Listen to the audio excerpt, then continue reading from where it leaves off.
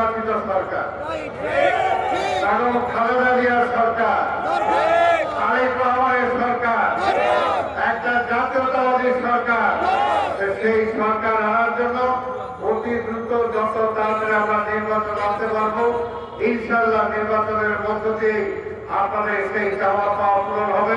আর এই সরকারকেও বলবো যে আর বেশি সময় নিয়েন না, বেশি সময় নিলেই আওয়ামী লীগের দোসররা, আওয়ামী লীগের শেখ হাসিনা, তার সহযোগী যারা বিদেশে যারা আছে তারা ভোট পয়সা বসে আছে।